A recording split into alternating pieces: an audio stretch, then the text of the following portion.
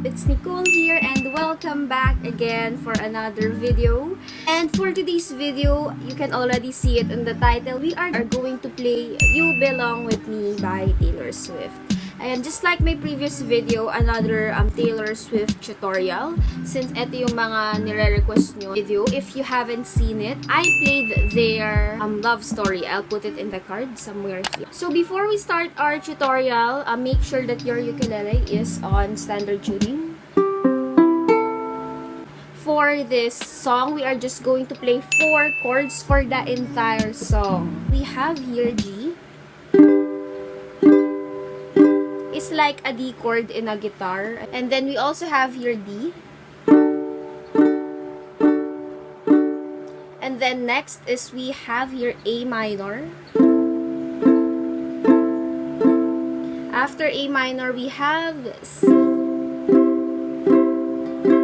So, ayun lang yung chords natin.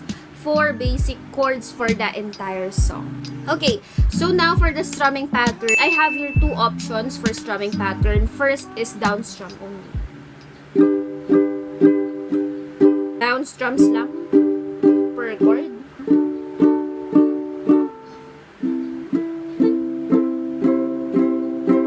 And then for the next pattern is, ito yung suggested ko.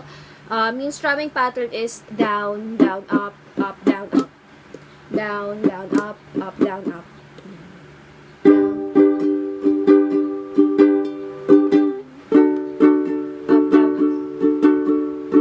Ganon. If nahihirapan kayo sa first or sa second strumming, you may go to the first. And if sanay ka na sa ganong strumming, you may go with that. And again, down, down, down for the first one. And pangalawa, pwede kayo mamili. Either one of them is down, down, up, down, up. Okay? Let's move on with the chord progression. Let's go with the verse number 1. Okay, so for the chord progression is G, D, A minor, and then C. Okay. So the strumming pattern that I'll be using is the down, down, up, down. And it sounds like this. You're in the phone with your girlfriend, she's upset. She's going on and off something that you said. She doesn't get your humor like I do. I'm in the room, it's a typical just day night. The kind of music she doesn't like. She'll never know your story like I do. Okay guys, so if nahihirapan kayo sa ganong strumming pattern, you may also use the down strum. Ayun, bali down strum lang siya per chord. Okay. It sounds like this one. You're in the phone with your girlfriend, she's upset. You bounce me like I do. Okay, so now let's move on sa pre-chorus. Yung pre-chorus of the song. But she wear... naiba yung chord progression nun, but still the same 4 chords. Again, okay, it will be A minor first. And then next, it's C, G, and then D. So, you will going to play each chord with the strumming pattern. And 1 strumming pattern per chord. Ayan, for example, A minor, down, down, up, down, up. If you don't want to gawin yung strumming pattern na yun, you can do 1 strum per chord. Okay. So, pre-chorus sounds like this one. But she wears short skirts, I wear t-shirt. And ayun yung pre-chorus niya. Again, 1 strumming pattern per chord. And again, if nahihirapan ka or just use 1 strum. Now, let's move on sa chorus of this song. Okay, so the chorus of this song is similar lang siya sa chord progression ng verse, which is G, D, A minor, C. And then, meron lang G sa huli.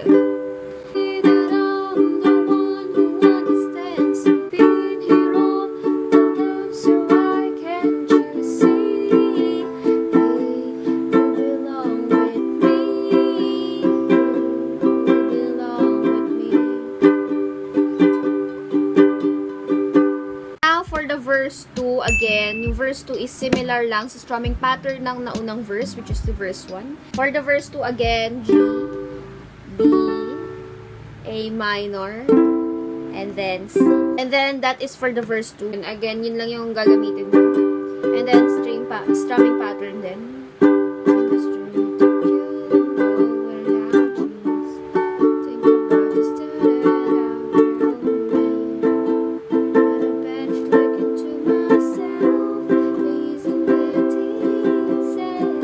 The next pre-chorus, which is G, wear high heels, ganun ulit. Yung chord progression is A minor, C, G, and then B. And then again, one strumming pattern per chord.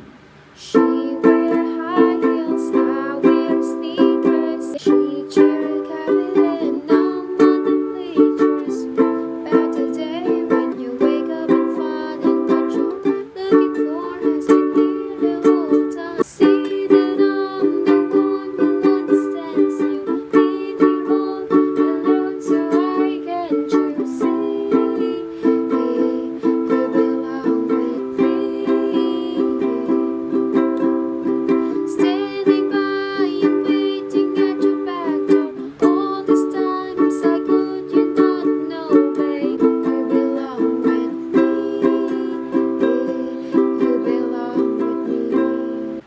So, ayun guys, for the bridge part, that is the chord progression. And then, yung strumming pattern niya is, ganun pa rin, down, down, up, down. But then, you have the choice. Again, you can choose single strum pattern lang or yung down, down, up, down. And it sounds like this. Oh, I remember you driving to the house at the middle of the night. You makes you laugh and you know you're about to cry. You know your favorite song and you tell me about your dream. Okay guys, so that's it for the entire song. Uulitin mo lang siya from sa chorus, parehas lang ang chorus 1, 2, 3, and then yung verse 1, 2, 3. Okay, so anyway, that will be the end of this tutorial guys. Again, thank you so much for watching and then tuning in. And guys, please subscribe to my channel for more ukulele tutorial. And then if hindi mo pa napapanood yung other tutorials ko, just visit on the link down below. And if kung meron pa kayong request, just comment it down below and then I'm very happy to make that. And again, thank you so much. This is Nicole, and then don't forget to like, share, and then subscribe this video. Thank you so much guys, and see you next time. Goodbye!